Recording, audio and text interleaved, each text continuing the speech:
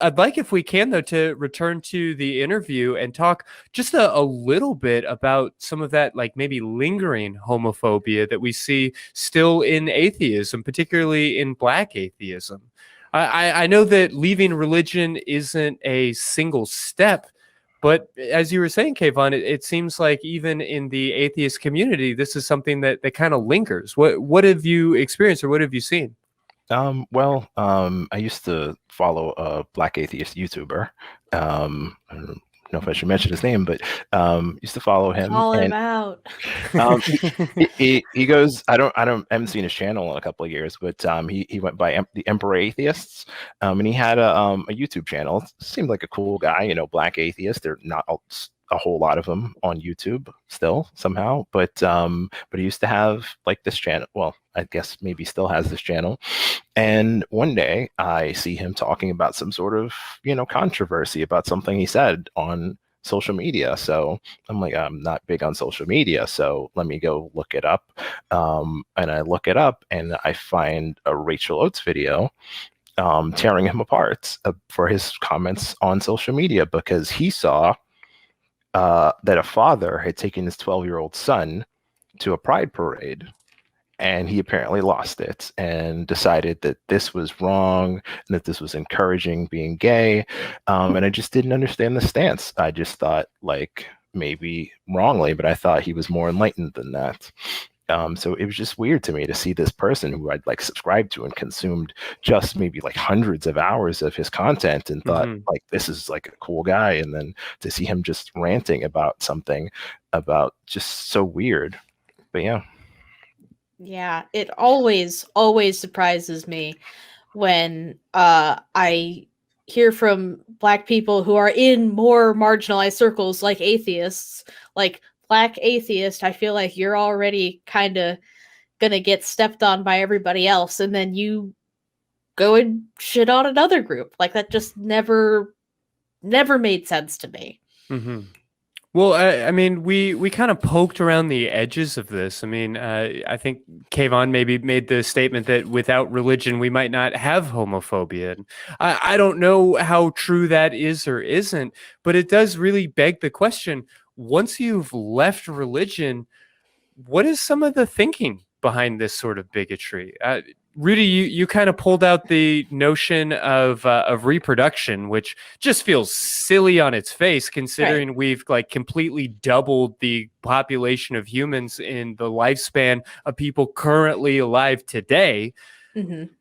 And especially considering that half of those people aren't getting taken care of by parents anyway, the ones that birthed them. Yeah, that's fair to say. So what rationale can we come up with here? What is some of the thinking, or at least some of the language that's being used around this sort of bigotry? The only thing I can think of is the one comment that I remember reading about it being a European phenomenon. It may have some racial elements tied to it, where they feel like, oh, well, this was forced upon us. There is some history I can vaguely remember about slaves being forced into homosexual acts, that some people, like some super, I don't know if I want to use the word hotep, but some super, some Black people who consider themselves super black would go into. So maybe that's a motivation, where they feel like it's just outside. I know a lot of cultures, like I think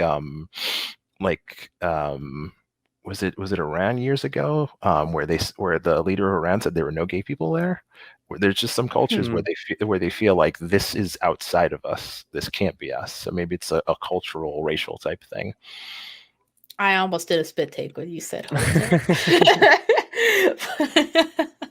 oh, but yeah, I think that there's also, and this is something that we had talked about with Jenna when she was on the show, was that there is a culture of toxic masculinity in the Black community that is kind of specific to the Black community and the Black community's idea of masculinity specifically, that contributes very strongly to the homophobia that is in it. Very much it typically comes with some misogyny, definitely comes with some ideas of macho-ness, and gayness definitely doesn't fit into that.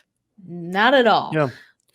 No, I think that that's a fair point. I'm not the first person to present this idea, but I was reading recently about the notion that when folks come to atheism, for a certain subsect of the population, it's because religion was not just toxic in sort of a vague and general sense, but was like very directly oppressive.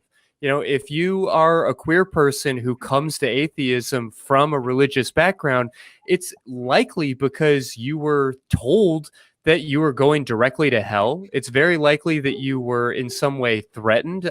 Perhaps things like conversion therapy or other pressures were put on your life.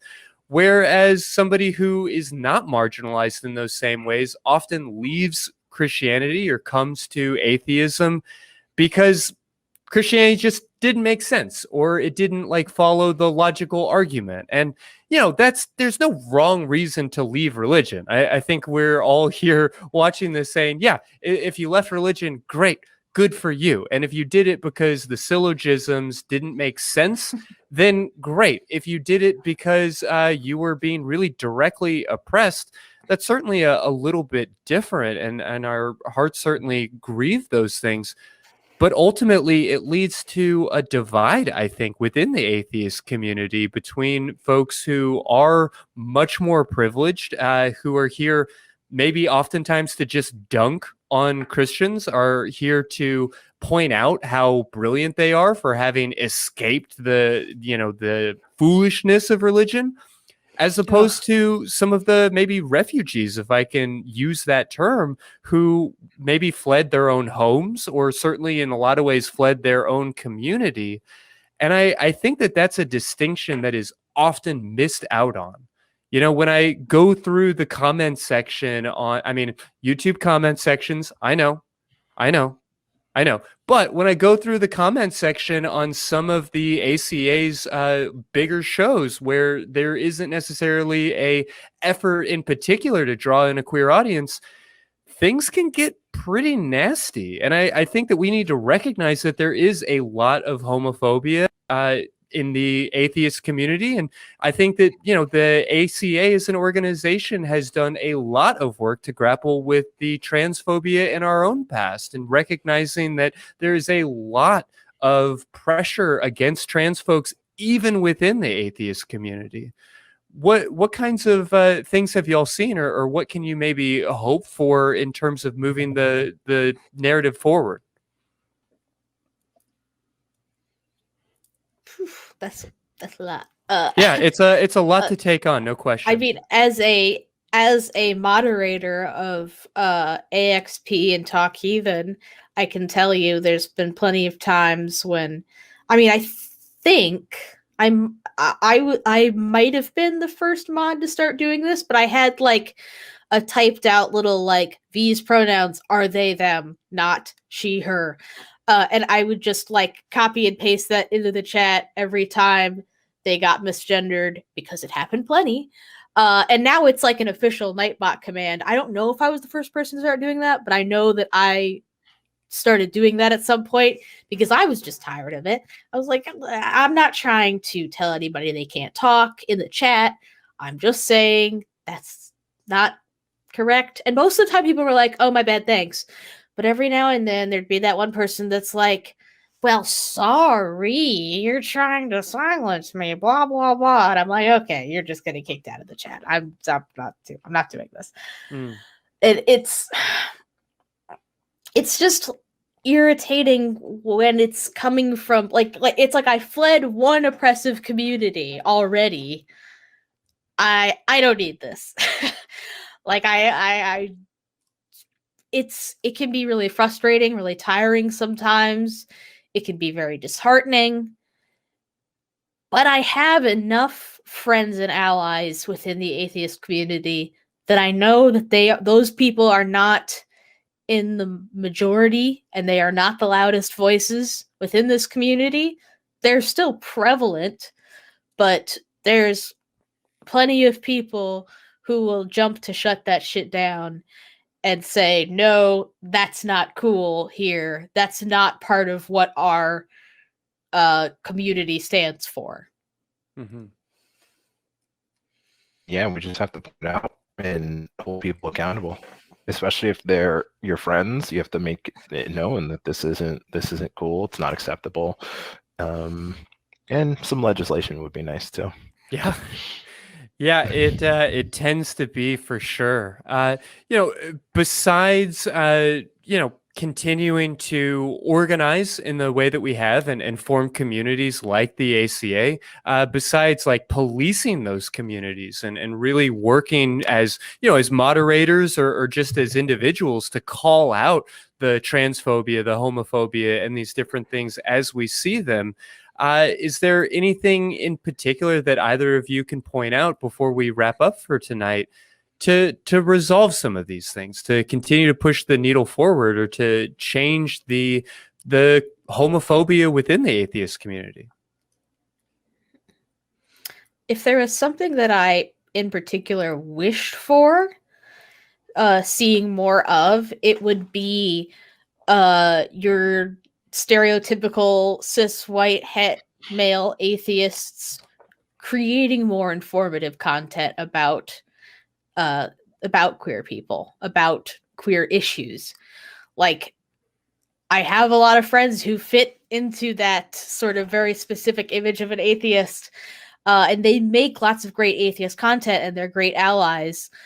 And maybe that doesn't exactly fit into their normal sort of stuff.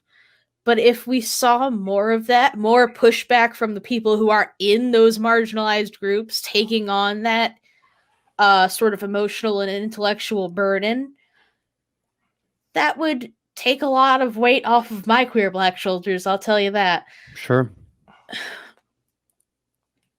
Yeah, I think we just have to keep pushing, keep hosting events, keep putting the subject out there, keep having conversations like this. Mm-hmm.